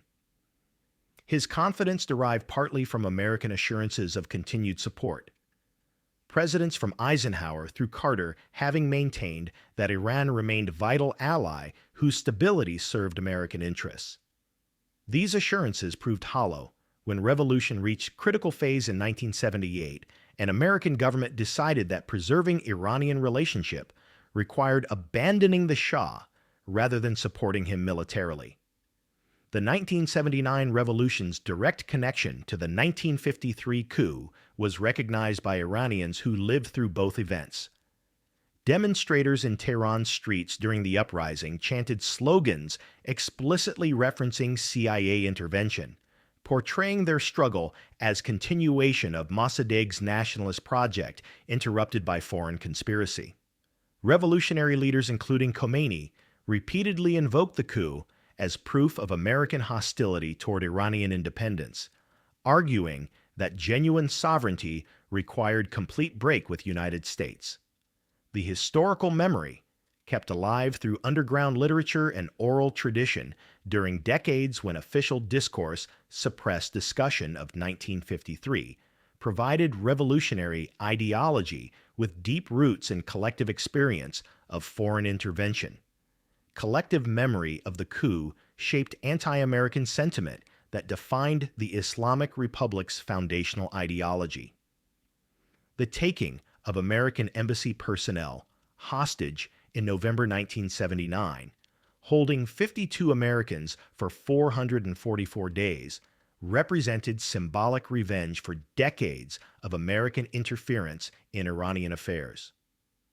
Revolutionary students who seized the embassy explicitly linked their action to the coup, claiming that the embassy had been center of espionage operations, including those that overthrew Mossadegh.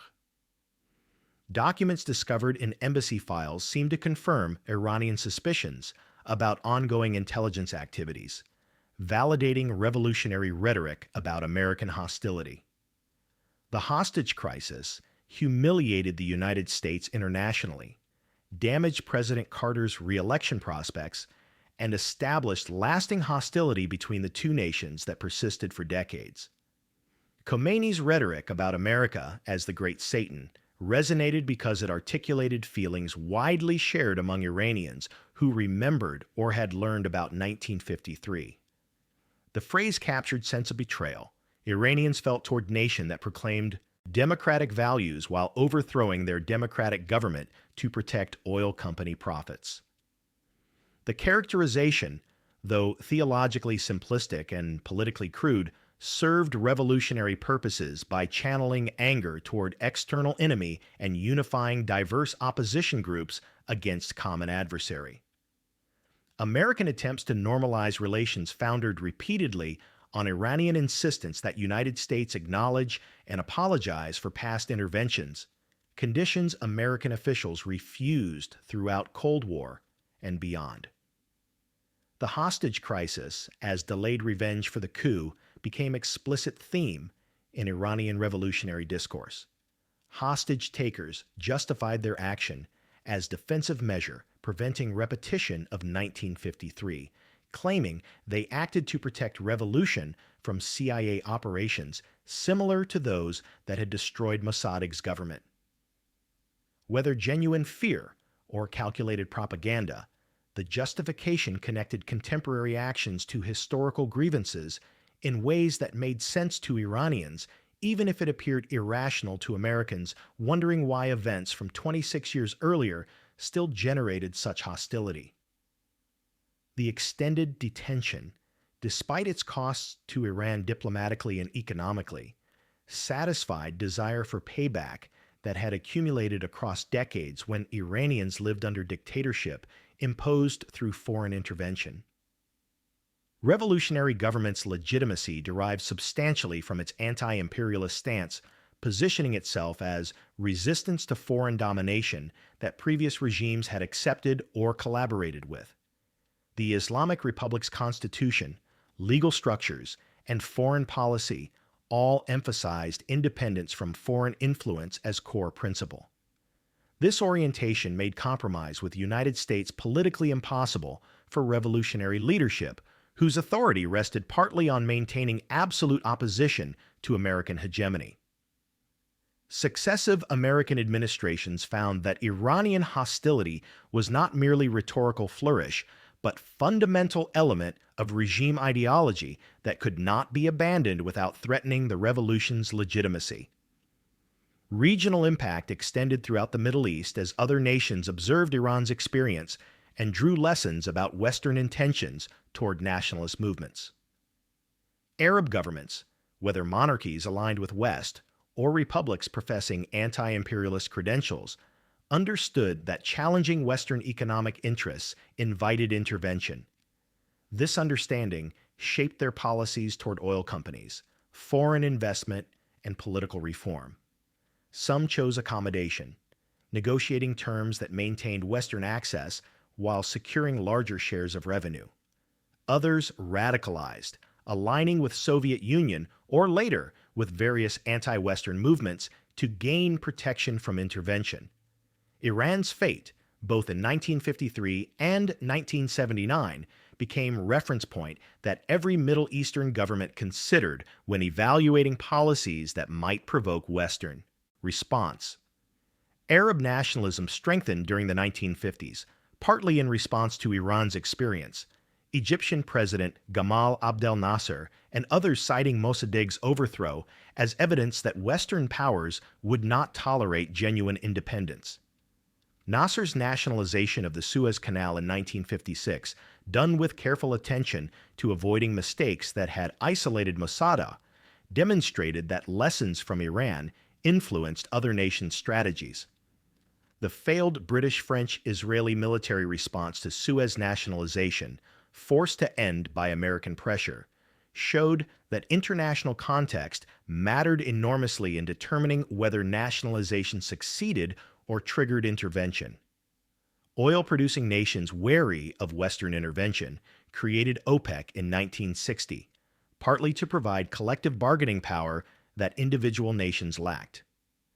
The organization's founding members understood that coordinated action offered protection from the divide-and-conquer tactics that had isolated Iran in 1951-1953.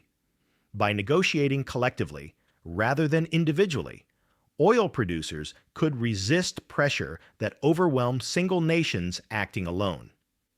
OPEC's later success in dramatically increasing oil prices during 1970s vindicated this strategy, demonstrating that organized resistance to Western economic domination could achieve what isolated nationalist movements could not. Soviet propaganda exploited the coup for decades, using Operation Ajax as evidence that American rhetoric about freedom and democracy masked imperial objectives indistinguishable from European colonialism. Soviet broadcasts to developing world featured Iran's experience prominently, arguing that independence required alignment with socialist bloc rather than trusting Western promises. The propaganda proved effective because it built on actual events rather than fabrications. The coup providing concrete example that supported Soviet claims about capitalist imperialism. American attempts to counter this messaging struggled because denying the coup would not be credible, while acknowledging it confirmed Soviet accusations. Template for other interventions damaged American credibility globally, each subsequent coup or attempted coup reinforcing perception that United States opposed self-determination when it conflicted with American economic or strategic interests. Guatemala, Congo, Brazil, Chile, and numerous other nations experienced American intervention in their internal affairs during Cold War, creating pattern that nations throughout developing world recognized and resented. The cumulative effect was to undermine American soft power, the moral authority that might have made U.S. leadership more acceptable to nations seeking development paths independent of both Soviet and American models. American strategic costs from the coup mounted across decades, eventually far exceeding whatever short-term benefits the operation achieved. Loss of Iran as ally in 1979 eliminated intelligence, cooperation, military bases, and regional partnership that had been central to American Middle East strategy. The hostage crisis humiliated the United States, demonstrating that even superpower could be defied by revolutionary government willing to accept economic and diplomatic costs. Iranian oil, removed from Western control after revolution, disrupted global energy markets and contributed to economic instability during late 1970s and early 1980s. The Islamic Republic's opposition to American interests became permanent feature of Middle Eastern politics. Iran supporting movements and governments throughout region that challenged U.S. influence. Lebanese Hezbollah, Palestinian Hamas, Syrian government, Iraqi Shia militias, and Yemeni Houthis all received Iranian support that expanded Tehran's regional influence while complicating American objectives. This opposition network created challenges far more complex and costly than any benefits the 1953 coup had delivered. Strategic situation that validated those who had argued from the beginning that overthrowing Mossadegh was mistake. The Iraq-Iran War from 1980 to 1988 killed hundreds of thousands while destabilizing the Persian Gulf region. Conflict partly enabled by American diplomatic support for Iraq despite that nation's aggression against Iran. American policy during the war, including intelligence sharing with Iraq and tacit approval for chemical weapons use, further poisoned U.S.-Iranian relations while contributing to humanitarian catastrophe. The war's aftermath left both nations weakened and embittered, creating conditions for Iraq's subsequent invasion of Kuwait that triggered American military intervention and decades of instability throughout the region. Long-term intelligence blind spot in Iran crippled American understanding of developments within a nation that remained strategically important despite revolutionary hostility. CIA lost networks built over decades when revolution destroyed the Shah's regime and purged security services of American collaborators. Subsequent attempts to rebuild intelligence presence failed repeatedly, leaving United States dependent on satellite imagery and signals intelligence that provided incomplete picture of Iranian decision-making and intentions. This intelligence deficit contributed to policy failures, as American officials made decisions based on assumptions rather than reliable information about Iranian politics and strategic calculations. Blowback concept, illustrated definitively by Iran's trajectory from coup to revolution, entered intelligence and policy discourse as recognition that covert operations produced unintended consequences that could exceed original benefits. The term, coined by CIA officers reflecting on cases where interventions created problems worse than those they supposedly solved, captured reality that short-term tactical success could produce strategic failure across generational timescales. Iran became primary example, cited in blowback analyses, demonstrating how overthrowing one government created conditions that eventually produced far more hostile successor regime. British consequences extended beyond immediate oil industry gains, the coup accelerating Britain's decline as global power while demonstrating that maintaining empire required American support Britain could not command independently. The Suez Crisis, 3 years after the Iranian coup, when American pressure forced Britain to abandon military intervention in Egypt, confirmed that Britain's imperial era had ended. British Petroleum maintained profits through consortium arrangement, but lost the monopoly control AIOC had enjoyed. The multinational structure, diluting British influence, while ensuring American companies gained access to resources Britain had previously excluded them from. The special relationship between Britain and United States experienced strain as British officials resented their junior status in operation they had initiated, but Americans came to dominate. MI6 had conceived Operation Boot, recruited initial assets, and planned the coup, yet CIA's execution and Roosevelt's operational leadership meant Americans received credit for success, while British contributions were downplayed. This dynamic would repeat in future intelligence cooperation, Britain providing regional expertise and networks, while America supplied resources and made final decisions, relationship that acknowledged realities of relative power but created recurring tension over recognition and authority. Colonial reputation damage accelerated Britain's decolonization process, the Iran coup demonstrating that maintaining formal empire was no longer politically sustainable in post-war world where anti-colonial sentiment dominated international discourse. British territories throughout Africa, Asia, and Caribbean gained independence during 1950s and 1960s, process driven partly by recognition that holding colonies by force would be costly and ultimately futile. Iran, though never formal British colony, had functioned as informal protectorate where British interests dominated. The coup showed that even informal empire required unsustainable efforts and produced blowback that exceeded benefits. For Iran, democratic development interrupted in 1953 might have evolved differently had Mossadegh's government survived. Speculation about alternate histories is inherently uncertain, yet evidence suggests that parliamentary democracy was consolidating before the coup, that Iranian society possessed educated middle class and political culture capable of sustaining democratic institutions, and that the nationalist movement commanded sufficient popular support to survive economic pressure if given more time.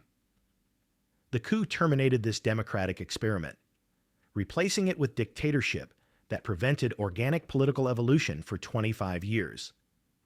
25 years of dictatorship from 1953 to 1979 warped Iranian political development, suppressing secular democratic alternatives and driving opposition underground or into exile. The repression created conditions where revolutionary ideology offering radical break from existing order became more attractive than gradual reform.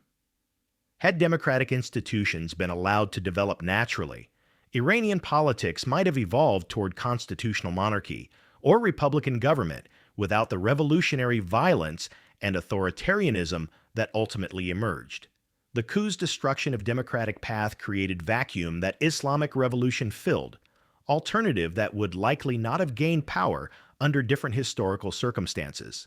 Revolutionary violence in 1979 and subsequent years killed thousands as the new regime consolidated control, executed officials from previous government, and suppressed opposition groups that had participated in overthrowing the Shah but opposed clerical rule.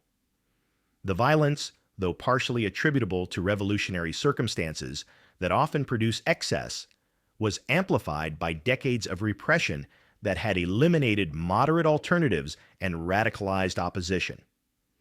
The authoritarian reflex developed during the Shah's reign transferred to the Islamic Republic, producing security state that replicated many oppressive practices it had claimed to oppose. The 8-year war with Iraq killed between 500,000 and 1 million people, devastated both nations' economies, and left psychological scars on generation that experienced it.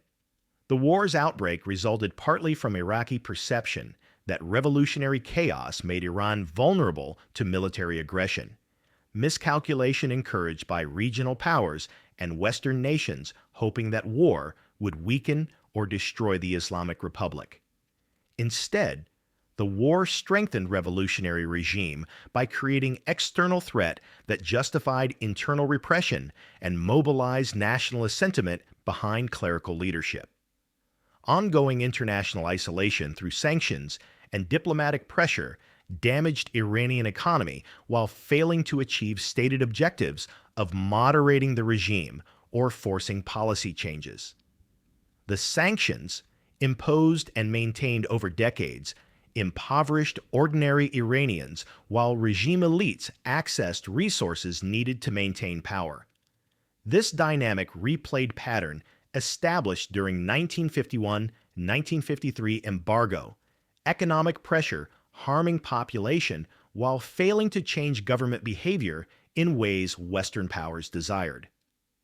The persistence of failed sanctions policy suggested that lessons about their limited effectiveness had not been absorbed, despite Iran's history demonstrating their inadequacy. Brain drain and emigration removed educated Iranians from their homeland as professionals, and intellectuals sought opportunities abroad that domestic political restrictions prevented.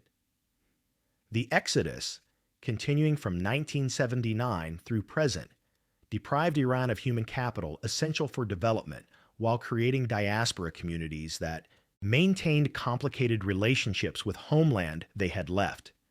Many immigrants fled political repression or revolutionary violence.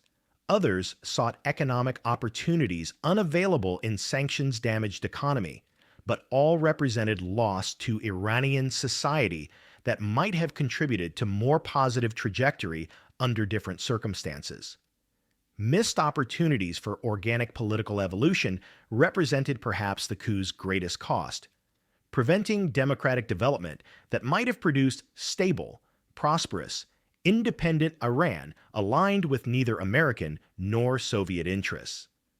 The counterfactual is inherently speculative, yet evidence from other nations suggests that allowing political evolution without intervention produced better long-term outcomes than forcible regime, changes that created resentments lasting generations. Iran's experience demonstrated that short-term strategic gains came at enormous long-term costs, measured in human suffering, regional instability, and permanent hostility between nations that might have maintained productive relationship.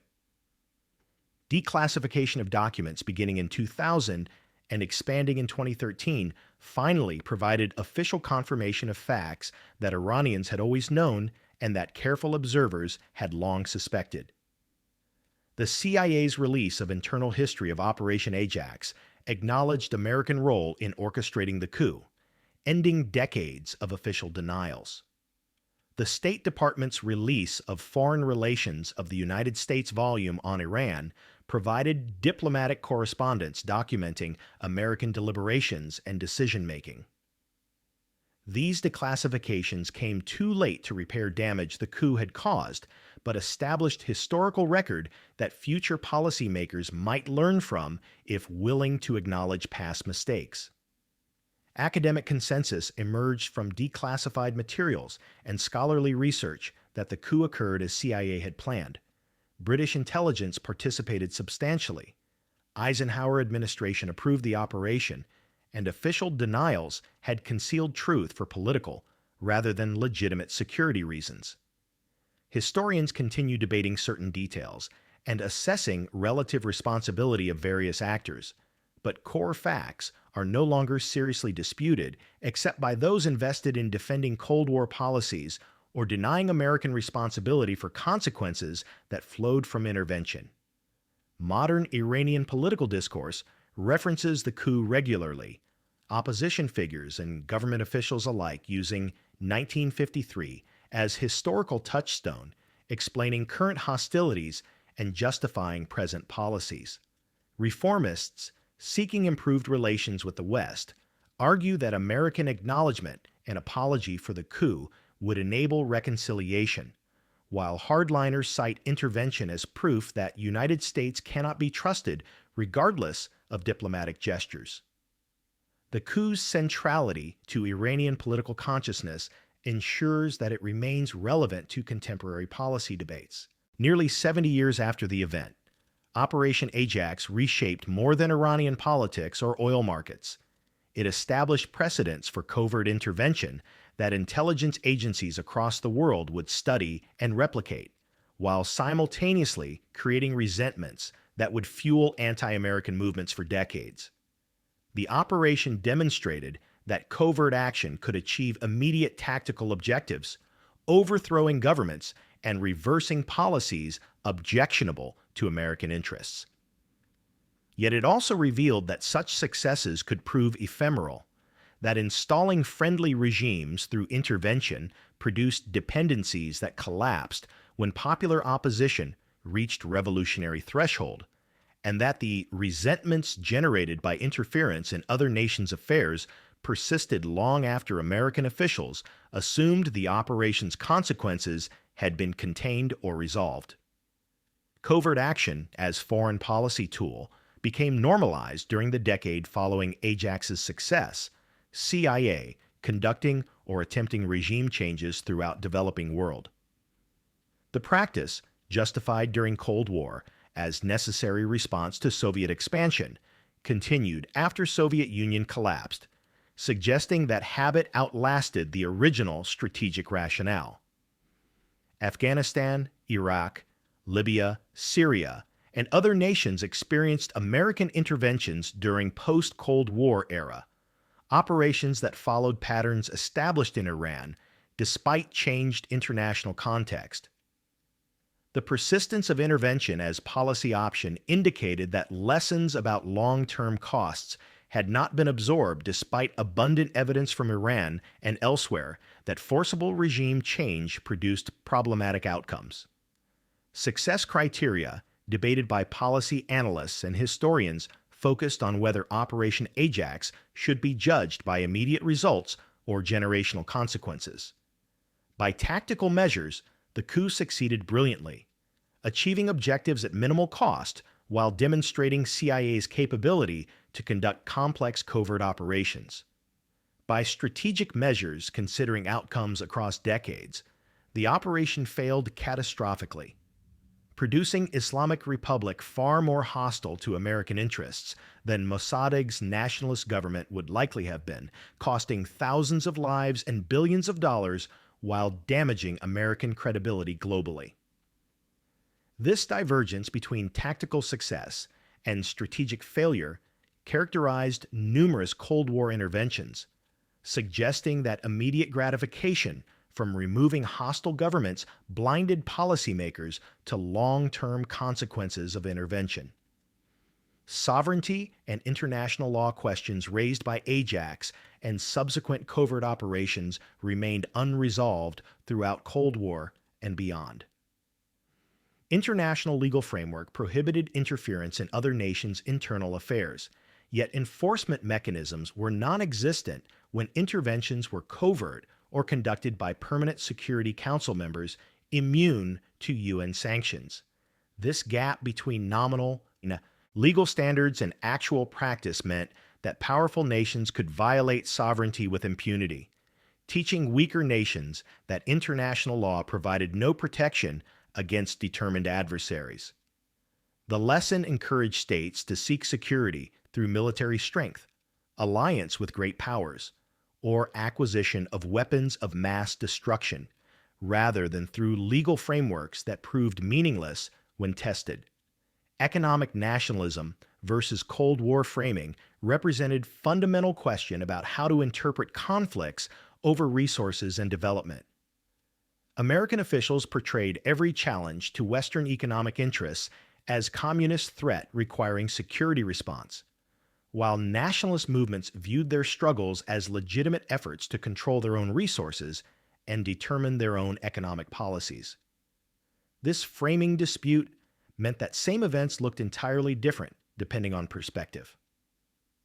Americans saw defense of free world against totalitarian expansion, while Iranians and others saw colonial powers protecting unjust arrangements through violence and manipulation. Neither side acknowledged legitimacy of the other's perspective, producing confrontations that might have been avoided through recognition that nationalist movements were not automatically communist fronts. Intelligence capabilities versus wisdom of deployment highlighted tension between having tools and knowing when to use them. CIA's success in Iran demonstrated that intelligence agencies could overthrow governments, but subsequent history raised questions about whether capability should be exercised even when technically feasible. The possession of regime change capacity did not automatically mean that using it served national interests, yet bureaucratic imperatives within intelligence agencies created incentives to propose covert operations as solutions to diplomatic challenges. The institutional bias toward action, combined with operational successes like Ajax that enhanced agency prestige and budgets, meant that covert intervention became default response rather than last resort. Declassification's role in historical understanding proved essential for honest assessment of policies that had been hidden behind classification for decades. The delay between operations and disclosure meant that American public remained ignorant of actions taken in their name using their tax dollars, preventing democratic accountability that might have constrained intelligence agencies or forced policy debates about whether interventions served genuine national interests. When information finally became available, decades after decisions were made, the knowledge contributed to historical understanding but came too late to influence policies that had already produced irreversible consequences. Memory and national identity from Iranian perspective made 1953 coup central to collective understanding of relationship with the West. Iranians across political spectrum, whether supporting or opposing the Islamic Republic, shared conviction that foreign intervention had derailed their democratic development and imposed dictatorship that served foreign rather than Iranian interests. This shared historical memory created unity on nationalism and independence even when Iranians disagreed about religion, politics, or social policies. The coup became foundation myth for revolutionary Iran, explaining current hostilities and justifying policies that might otherwise have seemed extreme or counterproductive.